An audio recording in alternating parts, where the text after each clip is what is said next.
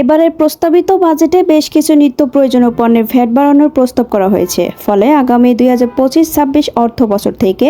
এসব পণ্যের দাম বাড়তে পারে। সোমবার জাতীয় গণমাধ্যমগুলোতে বাজেট বক্তৃতায় অর্থ উপদেষ্টা ডক্টর সালেহউদ্দিন আহমেদ এ বাজেট প্রস্তাব করেন। সিগারেট, অনলাইন কেনাকাটা, রড, সাবান, শ্যাম্পু, দেশে তৈরি মোবাইল ফোন, গৃহস্থালী প্লাস্টিক সামগ্রী, এলপিজি, দেশে তৈরি এলপিজি সিলিন্ডার, ফ্ল্যাট, বল পয়েন্ট কলম, হেলিকপ্টার সার্ভিস, দেশে তৈরি ওয়াশিং মেশিন, দেশে তৈরি মাইক্রো ওভেন, দেশে তৈরি ইলেকট্রিক ওভেন, দেশে তৈরি ব্লেন্ডার, জুসার, মিক্সার গ্রাইন্ডার, দেশে তৈরি ইলেকট্রিক কেটলি, ইস্ত্রি, দেশে তৈরি rice cooker, pressure cooker, blade, দেশে তৈরি লিফট, দেশে তৈরি 4 স্ট্রোক 3 হুইলার যান, ওটিটি কন্টেন্ট, বাণিজ্যিক ভবন, commercial space, self copy, paper duplex, port coated paper, সুতা, manmade fibre, nut bolt, surgical kits, ship scraps, goods, cement sheet, credit rating service, 3 wheeler battery, set up box ইত্যাদি।